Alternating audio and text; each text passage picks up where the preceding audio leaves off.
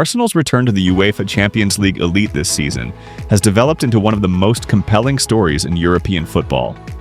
While domestic competition has tested the Gunners' consistency, their Champions League campaign has been defined by authority, control, and historic achievement. Under Mikel Arteta, Arsenal have not merely participated in Europe's biggest competition, they have dominated it. Historic league phase perfection Arsenal completed the Champions League phase with a perfect record, winning all 8 matches in the newly introduced format. No other club managed a flawless run, placing Arsenal alone at the top of the standings and sending a powerful message to Europe's traditional heavyweights. This achievement marked a milestone for the club, underlining how far Arteta's project has evolved since Arsenal's return to the competition site turned 2-0. The final group match, a 3-2 victory, summed up Arsenal's European campaign. Even while rotating the squad, the Gunners showed composure under pressure, attacking fluency and resilience in decisive moments. This was not simply about winning matches, it was about controlling them.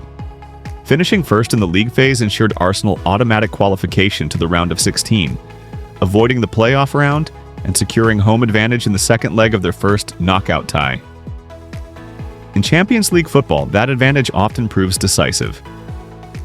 Tactical maturity on the European stage. One of the standout features of Arsenal's Champions League run has been tactical maturity. Arteta has consistently adapted his approach depending on the opponent, balancing possession dominance with defensive solidity.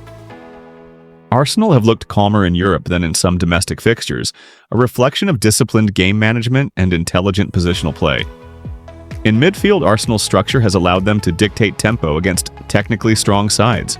Defensive transitions have been sharper, with fewer reckless moments than those occasionally seen in the Premier League.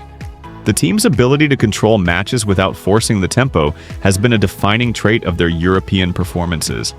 This composure suggests a side learning from past disappointments.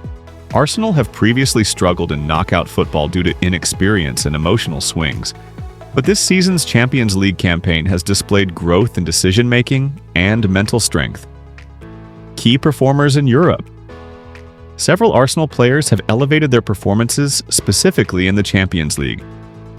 Bukayo Saka has been central to the team's attacking output, consistently creating chances and stretching defenses with his direct running. His maturity in high-pressure European matches has reinforced his status as one of the competition's most influential wide players. In attack, Gabriel Jesus has delivered important performances, particularly through his movement and pressing rather than just goals.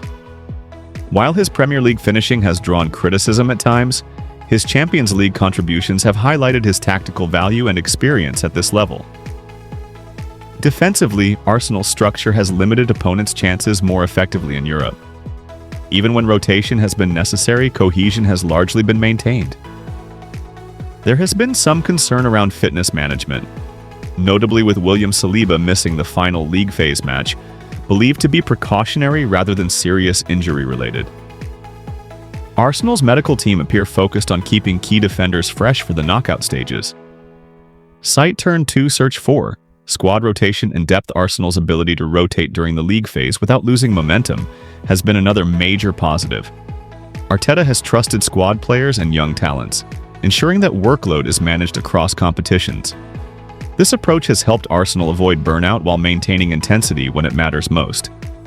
The Champions League has also provided valuable experience for younger players, reinforcing Arsenal's long-term vision of blending academy talent with elite-level signings. The balance between development and immediate success has been carefully managed, and Europe has served as a platform to showcase that philosophy. Financial boost from European success. Beyond sporting success, Arsenal's Champions League run has delivered a significant financial boost. Prize money accumulated through their perfect league phase campaign is estimated to be around £85 million, placing Arsenal among the top earners in the competition this season. This revenue strengthens the club's financial position and enhances flexibility in future transfer windows. Site turn 2, search 5. European success has long been critical to Arsenal's sustainability, and this campaign reinforces their return to the Champions League as both a sporting and economic triumph. Awaiting the knockout draw with the league phase complete, attention has turned to the round of 16 draw. Arsenal are seeded and will face a team emerging from the playoff round. While speculation around potential opponents continues, the mood within the club remains calm rather than celebratory. Arteta has consistently emphasized that the real challenge begins in the knockout stages. History shows that dominance in the group phase does not guarantee success when margins tighten and pressure intensifies. However, Arsenal's perfect record gives them belief and momentum heading into the decisive phase of the competition site. Turn to Search 2. Mentality shift and European identity. Perhaps the most significant development from Arsenal's Champions League campaign has been the shift in mentality. For years, Arsenal were seen as vulnerable in Europe, talented but fragile. This season's performances suggest a team more comfortable with the demands of elite continental football. The Gunners have managed matches intelligently, avoided unnecessary chaos, and shown patience in difficult moments. These qualities often separate contenders from participants in the Champions League. What comes next? As the competition enters its knockout phase, Arsenal face a defining test. Their league phase perfection has raised expectations, and anything short of a deep run will now be seen as an underachievement. The challenge lies in maintaining focus, managing injuries, and translating consistency into knockout success. Fabrizio Romano's confirmation that a £35 million Arsenal star is set to leave the club on a permanent deal on deadline day marks the end of a significant chapter in Mikel Arteta's rebuilding project, and underlines how quickly football narratives can change at the highest level. Alexander Zinchenko, once viewed as one of the smartest and most influential signings of the Arteta era, is now preparing to close his Arsenal journey as he edges closer to a permanent move away from the Emirates Stadium, with Ajax emerging as his next destination. Romano's trademark, "Here we go," may not have been used verbatim, but his confirmation was enough to remove any remaining doubt that Arsenal and Zinchenko have mutually agreed it is time to move on, bringing clarity to a situation that has quietly developed over several months. When Arsenal signed Zinchenko from Manchester City in the summer of 2022, for a fee that could rise to around £35 million, the transfer was widely praised as a masterstroke. He arrived as a Premier League proven winner, a technically gifted footballer trusted by Pep Guardiola in the most demanding tactical environments. Arteta, who knew Zinchenko well from their time together at City, identified him as the perfect player to accelerate Arsenal's evolution from a promising young side into genuine title contenders. Zinchenko was not signed merely as a left-back. He was brought in as a tactical weapon, a player capable of stepping into midfield, controlling tempo, breaking pressing structures, and providing leadership in a squad still learning how to compete at the very top. His impact was immediate. Zinchenko's first season at Arsenal redefined the team's build-up play and positional structure. From left-back, he regularly inverted into central midfield, forming overloads alongside Thomas Partey and Martin Odegaard, allowing Arsenal to dominate possession in ways they previously struggled to achieve. His technical security under pressure and ability to dictate rhythm helped unlock Bukayo Saka and Gabriel Martinelli higher up the pitch, while his experience brought calm to a young defensive unit. Arsenal's title challenge that season owed much to Zinchenko's presence, and even when defensive vulnerabilities were highlighted, his importance to the team's identity was never seriously questioned. However, football rarely stands still, and Arsenal's evolution under Arteta has been relentless. As the squad grew stronger and competition intensified, the qualities that once made Zinchenko indispensable began to be weighed against new priorities. Injuries played a role, disrupting his rhythm and availability at key moments.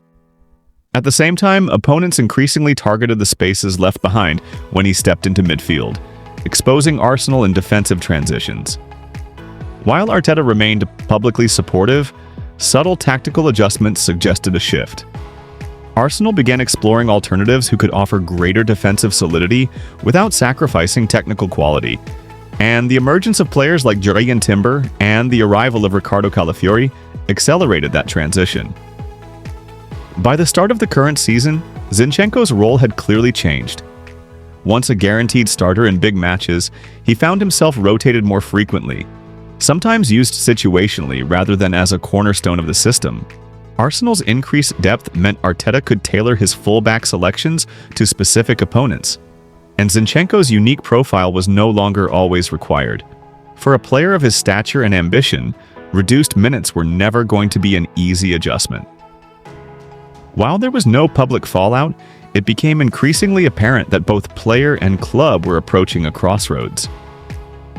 Behind the scenes, Arsenal's recruitment strategy also played a decisive role. The club has become far more ruthless in squad management, prioritizing long-term sustainability, athleticism, and tactical flexibility. Zinchenko, now approaching his late 20s and carrying a significant wage, represented an asset whose value would only decline if his role continued to diminish. From a financial perspective, moving him on made sense, particularly if it allowed Arsenal to reinvest in younger profiles or free up salary space ahead of future windows. The January deadline provided an opportunity to act decisively rather than allow uncertainty to linger into the summer. Ajax's interest emerged as the most concrete and compelling option. The Dutch giants, undergoing a period of transition and eager to restore their European competitiveness, identified Zinchenko as a player who could bring immediate leadership, Champions League experience, and technical quality to their squad. For Ajax, this is not merely a signing but a statement of intent, an attempt to blend their traditional emphasis on technical football with the hard-earned experience of a player shaped by elite environments in England. Zinchenko's ability to operate both in defense and midfield aligns perfectly with Ajax's positional philosophy. Raheem Sterling's attempt to revive his career at the highest level has hit a major obstacle after Napoli effectively pulled out of the race to sign the England international, delivering a significant blow to his January transfer hopes. Once one of the Premier League's most feared attackers, Sterling now finds himself navigating an increasingly unforgiving transfer market, where reputation and past success no longer guarantee opportunity. Napoli's decision, shaped by financial caution and sporting concerns, highlights how dramatically Sterling's standing has shifted in recent seasons. The context surrounding Sterling's availability already made his situation unusual. Earlier this month, Chelsea confirmed that the winger's contract had been terminated by mutual consent, bringing an end to a disappointing and turbulent spell at Stamford Bridge. The move was designed to benefit both parties. Chelsea freed themselves from a substantial wage commitment, while Sterling gained the freedom to choose his next destination as a free agent. In theory, that freedom should have opened doors across Europe, particularly during a January window when clubs are often eager to add experience. In practice, however, the reality has been far more complex. Napoli emerged as one of the most high-profile clubs linked with Sterling, sparking immediate intrigue. The Italian side have been searching for attacking reinforcements amid a season of transition, balancing domestic ambitions with European demands. Sterling's name naturally stood out.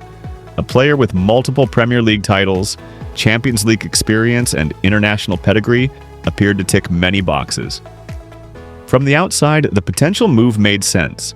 Napoli could acquire a proven winner without paying a transfer fee, while Sterling would gain a fresh start in a new league renowned for tactical sophistication.